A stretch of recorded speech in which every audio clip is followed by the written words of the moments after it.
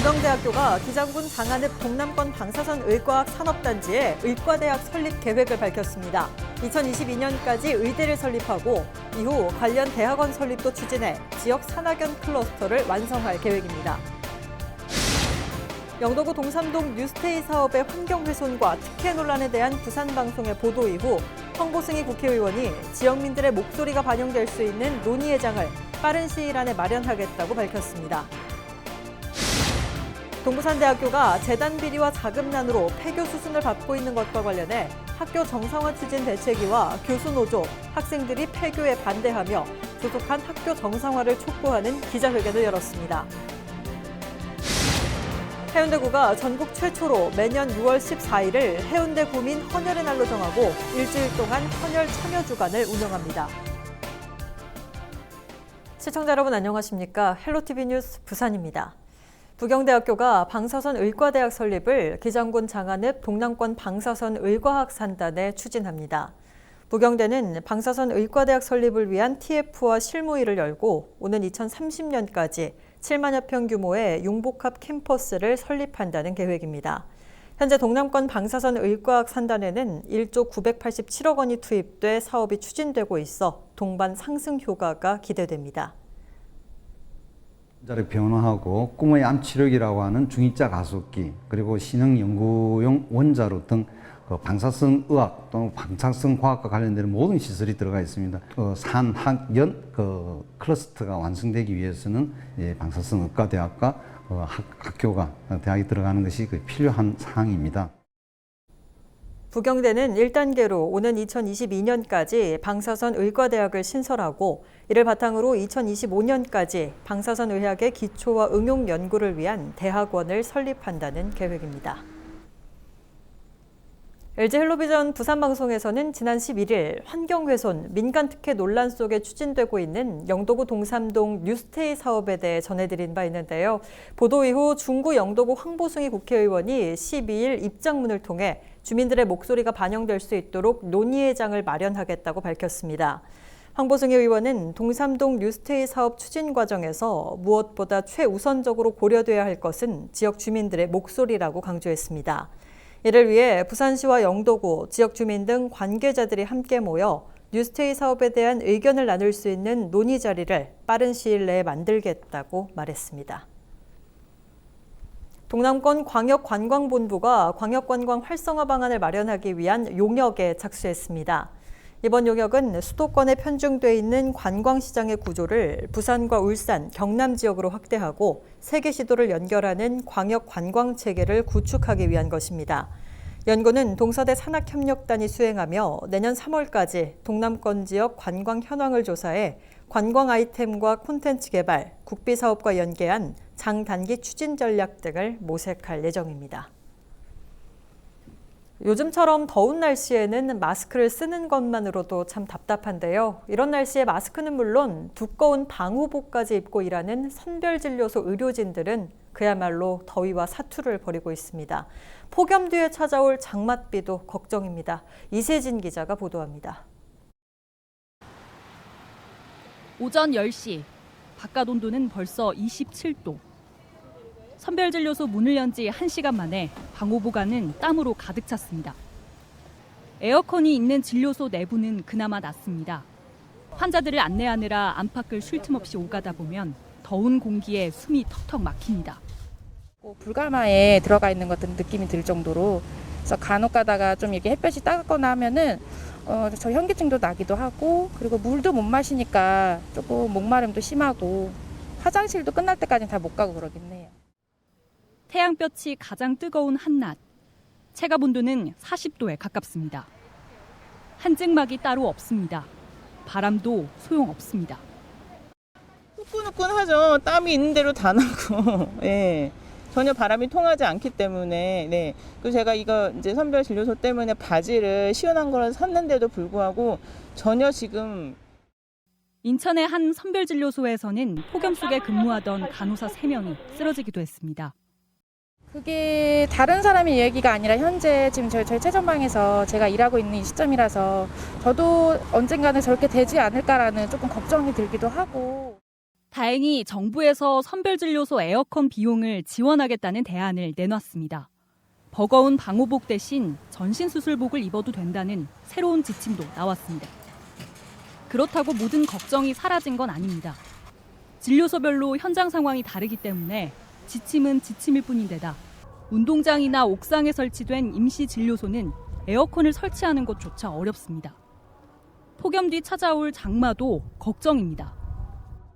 바람이라든지 비, 그다음에 열로 취약한 환경에 그것을 이제 보완하기 위해서 그늘막 설치, 천이나 비닐 소재가 아니라 어떤 그 바람이나 비로부터 좀 막을 수 있는 그늘막을 의료기관 나름대로. 길어진 감염병 여파에 날씨마저 복병이 된 요즘. 코로나19 최전방에서는 언제 끝날지 모르는 사투가 계속되고 있습니다. 헬로티비 뉴스 이세진입니다. 본격적인 무더위가 시작되면서 가볍고 숨쉬기 편한 덴탈 마스크가 인기입니다. 하지만 딱 봐도 보건용 마스크보다 얇아 불안하다는 분들이 많은데요. 실제 차단 효과는 어떨까요? 한보모 기자가 직접 실험해봤습니다. 지금 이곳에는 마스크가 종류별로 준비되어 있습니다. 지금부터 이 형광 잉크를 활용해 차단 정도를 비교해 보겠습니다. 먼저 마스크를 쓴 사람이 기침을 하는 상황을 가정해 형광 물질을 안쪽에서 바깥쪽으로 뿌렸습니다. 94% 이하의 차단 효과가 있는 보건용 KF94 마스크. 바깥으로 새지 않고 형광색만 희미하게 나타납니다. 이번에는 보건용 KF80 마스크입니다. 밖으로 통과하지는 않았지만 필터 가장자리를 중심으로 형광색이 좀 더 진하게 묻어납니다. 차단율 55에서 75%인 덴탈 마스크는 어떨까? 보건용 마스크보다 형광색이 훨씬 진하고 중간중간 방울도 맺혔습니다. 하지만 형광 물질이 마스크를 뚫고 나가 종이에 묻지는 않았습니다. 패션 마스크로 불리는 폴리우레탄 소재의 마스크도 실험해봤습니다. 형광 물질은 안쪽과 바깥쪽은 물론 마스크를 통과해 종이에도 묻었습니다. 다음으로 마스크를 낀 사람에게 외부 침방울이 튀기는 상황을 가정해 바깥쪽에서 형광 물질을 뿌렸습니다. 이전과 마찬가지로 보건용과 덴탈 마스크 모두 통과하지 못했습니다. 침방울을 차단하는 거에는 충분한 효과가 덴탈 마스크도 있고요. KF94나 80 이런 것들을 쓰시기 어려운 경우에는 덴탈 마스크를 쓰셔도 충분히 가능하고 쓰기 전과 그다음에 이제 벗을 때 이 손을 깨끗이 씻으셔야 된다는 거. 이거를 주의하시면 좋을 것 같습니다. 단 의료기관을 방문하거나 호흡기 증상이 있는 경우 감염과 전파 위험이 높은 직업 종사자는 보건용 마스크를 착용해야 한다고 당국은 권고했습니다. 품귀 현상을 빚고 있는 덴탈 마스크는 현재 49만 장인 하루 생산량을 2배 이상 확대해 공급할 방침입니다. 헬로티비 뉴스 한보호입니다. 동부산대학교는 재단 비리와 자금난을 겪으며 폐교 수순을 밟고 있습니다. 현재 190억 원 상당을 들여 학교를 인수하겠다는 재정 기여자가 나타났는데요. 하지만 인수자의 적정성을 두고 갑론을박에 일면서 최종 판단은 교육부로 넘어간 상태입니다. 동부산대 정상화 추진을 위한 대책위원회, 동부산대 교수노조, 전국 교수노조, 그리고 학생 등은 12일 기자회견을 열고 폐교는 안 된다며 인수자에 대한 교육부의 객관적인 판단과 주속한 학교 정상화를 호소했습니다. 해운대구의회도 지역 고등교육기관이 문을 닫고 지역 주민들까지 피해를 입는 일은 없어야 한다며 학교 정상화 촉구에 힘을 보탰습니다. 현장의 목소리 들어보겠습니다. 저희 모교인 동부산대학이 폐교되지 않고 하루라도 빨리 정상화되어 열심히 공부할 수 있게 해주십시오. 동부산대학이 정상화될 수 있도록 도와주시길 간절히 바랍니다. 현실적으로 재정 기여자를 통한 대학 정상화가 가능한 이 시점에도 여전히 폐교에 대한 생각을 포기하지 못하고 폐교를 추진하는 무리와 교육부 사분위 관계자들은 즉각 폐교 카드를 접고 대학 정상화에 적극 동참해 줄 것을 호소한다. 동부산대학교를 인수해서 대학을 제대로 운영해보겠다고 하는 인수 희망자가 나타났기 때문에 일단 저희는 폐교보다는 학생을 보호하고 교수 직원을 보호하는 차원에서 새로운 인수 희망자에게 대학을 맡기는 것이 보다 좋은 방안이라고 생각을 합니다. 지역 주민들에게 폐교라는 이런 큰 상처를 입히는 것은 현 정책적으로도 맞지 않고 정말 학교를 진정으로 사랑하고 이 나라의 교육 정책을 올바르게 만들어야 된다고 생각하면 동부산대학교 정상화시켜서 동부산대학이 하루빨리 정상화하는데 작은 희망이라도 잡고 싶어서 우리 의회에는 의장님 비롯해서 전체적으로 적극 동참할 것입니다. 여러 의견들을 들어봤는데요. 지금 재정 기여자는 경남 밀양시 소재 고등학교 2곳, 중학교 3곳을 산하에 두고 있는 밀성학원으로 지난달 25일 190억 원을 출자해 동부산대학교를 인수하겠다는 뜻을 내놨습니다. 교육부는 12일까지 인수자에게 보완 서류를 요청해둔 상태로 이후 계획 이행 능력 등을 검토할 방침입니다. 국내 판매는 물론 수입 자체가 금지된 약품을 몰래 들여와 코로나19 치료제라고 속인 일당이 검거됐습니다. 그런가 하면 모형 휴대전화를 이용해 600만 원이 넘는 물품을 가로챈 40대가 경찰에 덜미를 잡혔습니다. 한 주간의 사건 사고 영상으로 정리해봤습니다.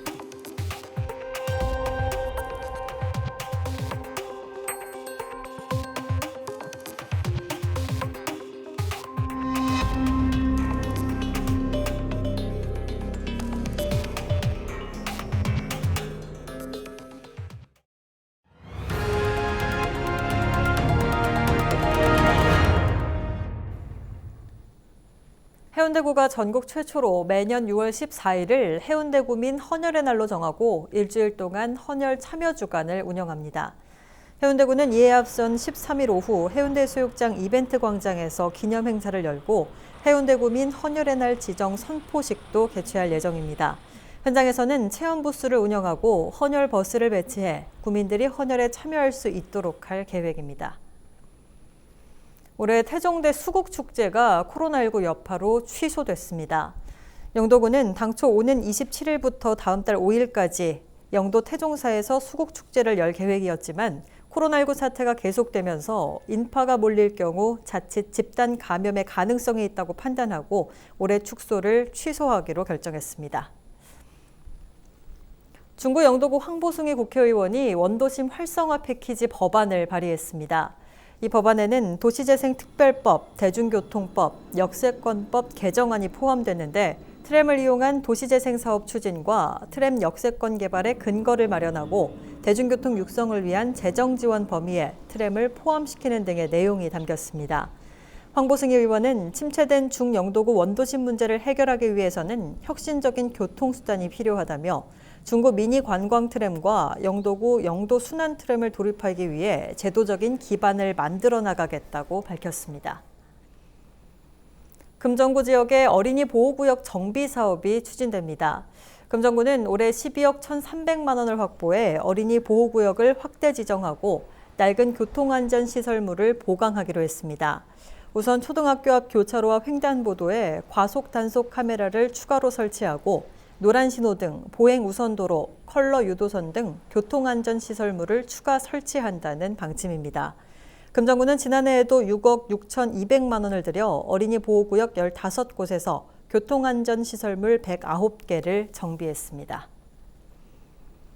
부산대학교가 교육부가 추진하고 한국연구재단이 운영하는 대학혁신지원사업 1차년도 사업성과평가에서 상위 30%에 해당하는 최우수 등급인 A등급을 받았습니다. 이에 따라 부산대 대학혁신지원사업 2차년도 사업비에 인센티브가 반영되며 부산대는 이를 기반으로 미래형 혁신 인재 양성 체제를 구축하는 데 힘을 쏟을 계획입니다. 부산대 대학혁신사업단은 교육과 연구, 산학협력, 스마트 캠퍼스 등 4영역에서 꾸준히 혁신을 거듭해온 결과로 평가했습니다. 대학혁신지원사업은 대학의 자율혁신을 통한 미래인재 양성을 목표로 하는 교육부 일반 재정지원 사업으로 지난해를 시작으로 내년까지 3년간 운영됩니다. 부경대학교가 코로나19 확산으로 경영에 어려움을 겪고 있는 교내 입주기업 126곳에 대해 연말까지 임대료를 최대 80% 감면해주기로 했습니다. 감면 대상 기업은 부경대 창업보육센터 입주기업 72곳과 드래곤밸리 입주기업 54곳이며 감면 금액은 모두 2억 2,600만 원입니다. 창업보육센터는 임대료 감면 금액을 경영지원금으로 12일 일괄 지급할 예정이며 드래곤밸리 지원센터는 입주기업의 매달 관리비를 12월까지 감면해주기로 했습니다.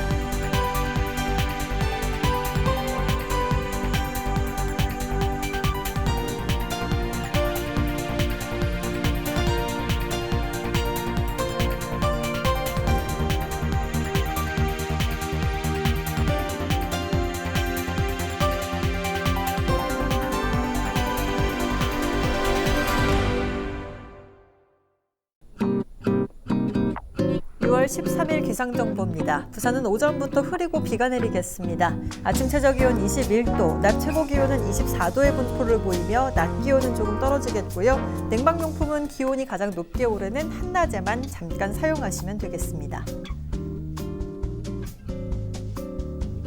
전국 날씨입니다. 전국이 흐리고 제주도와 서해안은 오후부터, 그 밖에 남부지방은 밤부터 비가 내리겠으며 남부 내륙의 일부 지역은 소나기가 내리겠습니다. 바다 날씨입니다. 동해남부와 남해동부 두 해상 모두 흐리고 비가 오겠고요. 동해남부 해상은 최대 1.5m까지, 남해동부 해상은 최대 1m까지 물결이 일겠습니다. 주간 날씨입니다. 부산은 이번 주말 비가 내리면서 주말 동안은 낮 기온이 조금 떨어지겠습니다. 한 주가 시작되는 월요일부터는 구름 많이 끼겠고 정체전선이 남북으로 오르내리며 날씨의 변동성이 크겠습니다. 외출하기 전 발표되는 기상정보를 수시로 확인하시기 바랍니다. 이상으로 뉴스 마칩니다. 저희는 언제나 지역 주민 여러분 곁에 있겠습니다. 고맙습니다.